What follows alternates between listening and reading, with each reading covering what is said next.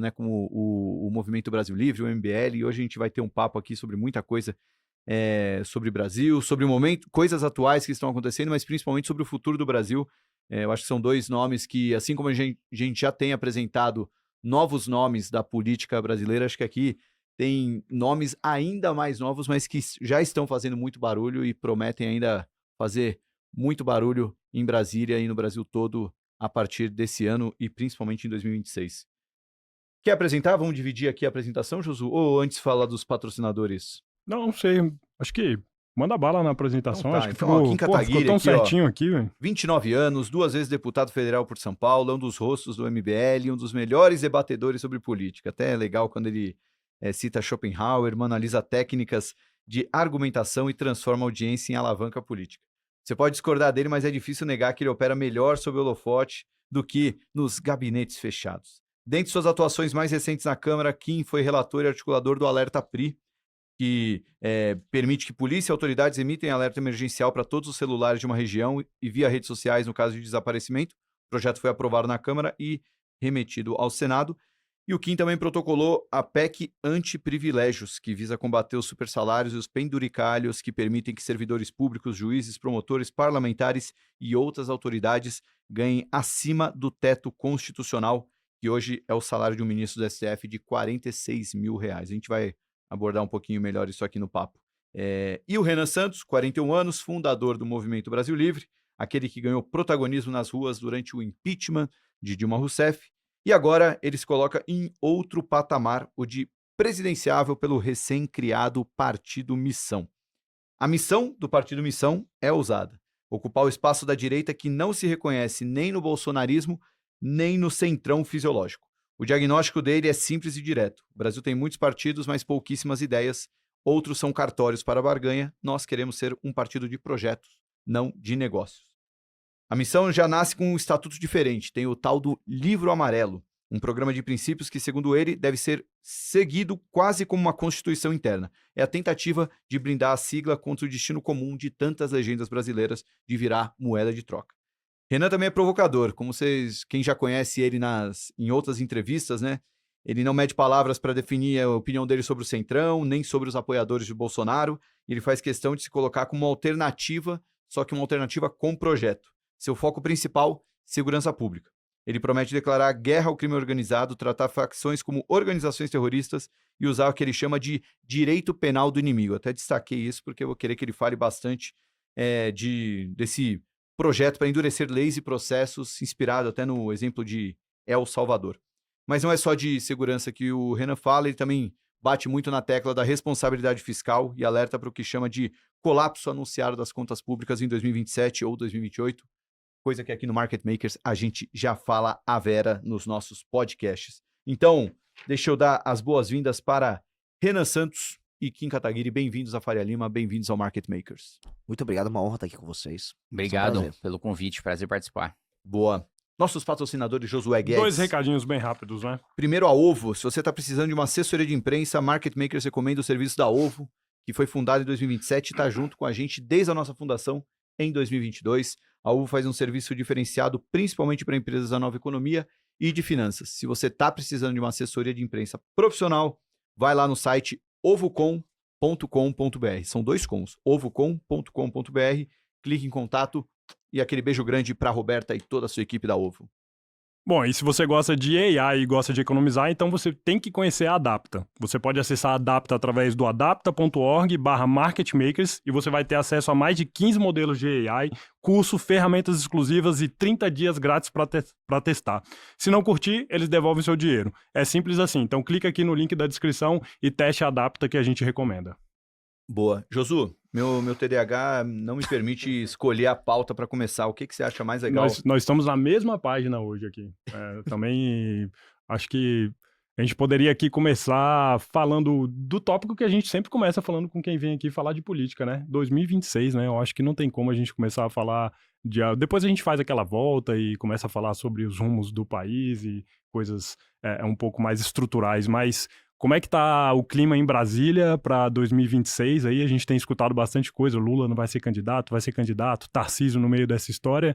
E o que Renan, você está achando do ponto de vista estrutural, do que está acontecendo com o Brasil nessa próxima eleição de 2026? É um ponto de virada mesmo do país ou não? A gente está vendo mais do mesmo? Acho que a gente poderia começar assim. Acho que começando com Brasília, né? Eu tenho uma posição. Aliás, eu não me lembro a posição do Renan sobre isso, mas eu tenho uma posição minoritária dentro do MBL de ser um dos que dizem. Ser um dos que não. O primeiro a dizer e o mais ferrenho defensor da tese de que Lula não é candidato. Verdade. De que Lula tem duas questões aí centrais para ele não ser candidato. Primeiro, a mesma questão de saúde, primeira questão mesmo de estar velho e não aguentar mais uma campanha presidencial. Eu escutei de um petista de alta plumagem, por assim dizer, que quando você tá num banquinho no banheiro cortando a sua unha e corre risco de vida, é arriscado você disputar uma campanha presidencial, né? Falando sobre o Lula. E o outro aspecto é dele não arriscar de agora. Ele tá mais preocupado com a biografia, de como ele vai fechar a história dele, do que com o poder, né? Ele tá mais preocupado em não terminar a vida dele com uma derrota. E aí vários veículos de imprensa perguntam, mas como o Lula vai fechar com uma derrota, pode estar preocupado com isso se ele está em primeiro agora? Nunca um presidente da República, com esse nível de antecipação da eleição, teve tão mal na pesquisa eleitoral. Todo presidente que vai disputar a eleição está numa distância muito grande do segundo lugar com esse nível de antecedência das eleições. Porque pesquisa eleitoral, com esse tempo todo antes da eleição, é basicamente recall. É basicamente saber recall e saber rejeição, né? E se as pessoas, com o presidente da República no cargo, ainda ele fica empatado tecnicamente com seus concorrentes, com esse tempo todo antes da eleição, significa que ele tá mal. Outros presidentes estavam muito melhor antes desse período. Mesmo o Bolsonaro, que perdeu as eleições, nesse período estava melhor do que o Lula. Então, esse é um aspecto. O outro aspecto é a grande esperança do Centrão de que o Tarcísio seja candidato. Mas o Tarcísio, ele deixa muito claro que só é candidato se tiver 100% do apoio do Bolsonaro. Nas últimas semanas, ele tem se dedicado a fazer o beijamão para ter o apoio do Bolsonaro. Sentiu a porrada do Eduardo, sentiu a porrada do Carlos. O Eduardo ainda tá no delírio de que ele pode ser candidato, de que as sanções que o Trump vai impor vão ser tão grandes que vai reverter a prisão do Bolsonaro, sua ineligibilidade. Quer dizer, a ineligibilidade, eu não sei se o próprio Eduardo tá tão interessado em derrubar a ineligibilidade do próprio pai, porque ele quer ser o candidato.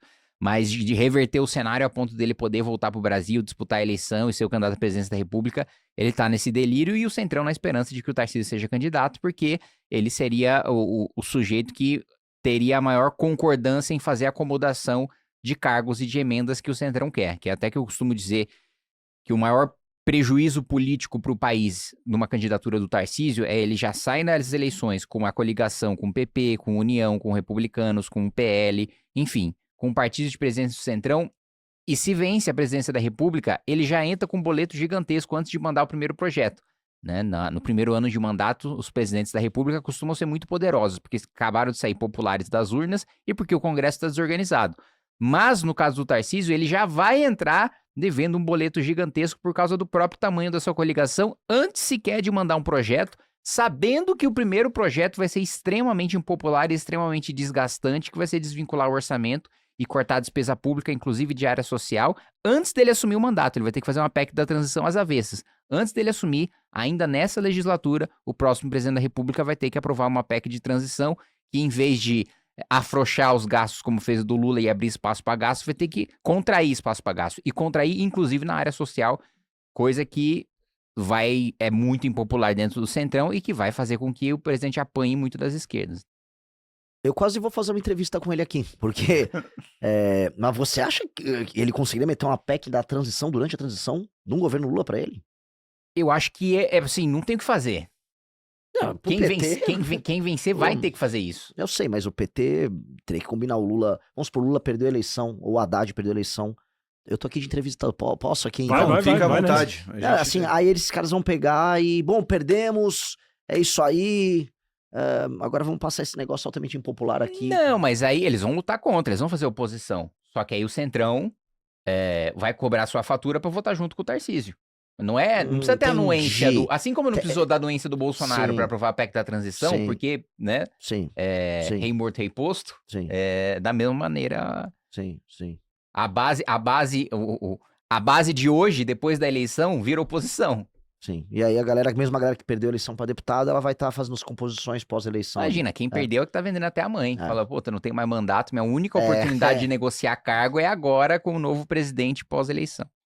Vocês, nesse cenário de Lula não ser mais candidato, aí você citou o Haddad. Vocês imaginam que seria um Haddad ou poderia ser o vice do Lula hoje, que não é um cara do PT, mas que aparece ali hoje como o braço direito ali do Lula, já que tá na vice-presidência? Vocês acham Eu possível esse cenário? duvido. A natureza do PT, várias vezes, o Ciro Gomes fez essa aposta 2 vezes e ele se ferrou. O PT é hegemônico e o PT nunca errou em ser hegemônico. Não tô falando do sentido estratégico pra eles, né? Se eles pegarem no papel, um petista vai argumentar, olha, toda vez que eu fui hegemônico, eu venci ou fiquei em segundo. E toda vez que vocês propuseram outros nomes, esses outros nomes nunca conseguiram chegar em segundo. Então, não tá errada a estratégia na cabeça deles e na prática não há motivos pra alterar.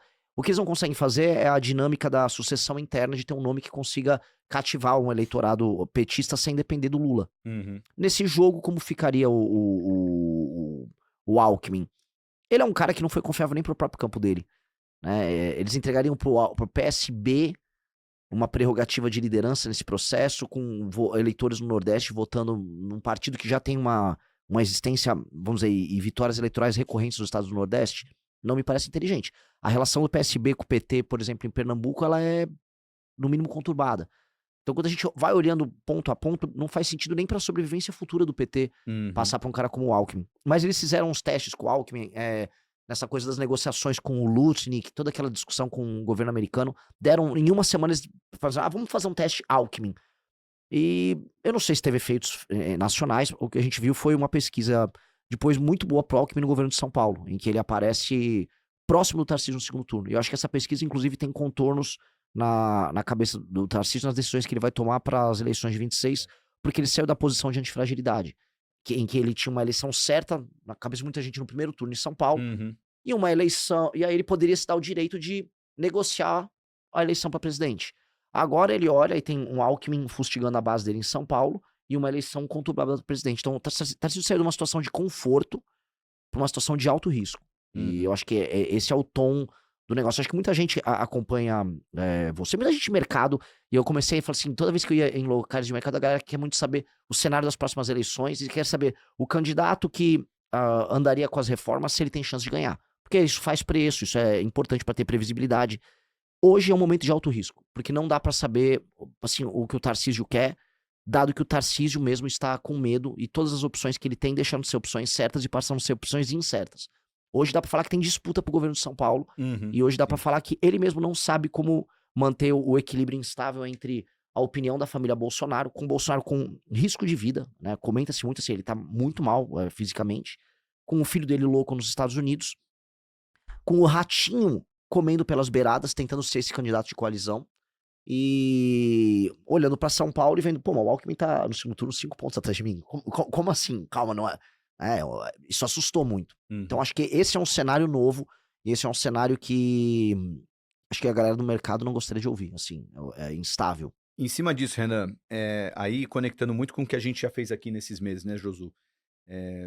Nesse ano de 2025, a gente recebeu o Romeu Zema aqui, o Eduardo Leite, a gente foi até Porto Alegre fazer uma entrevista com ele, e o Ratinho Júnior também veio aqui. Tarcísio não veio, mas bom, ele já tem falado muito, já é até tido, na Faria Lima, chamam de Tarcísio Trade, o trade eleitoral, que seria uma eventual vitória do Tarcísio, mas escolher o Tarcísio como uma alternativa ao PT. Mas desses 3 nomes, principalmente, o que a gente percebe? Os 3 devem sair candidatos ano que vem, os 3 representam uma direita, eu vou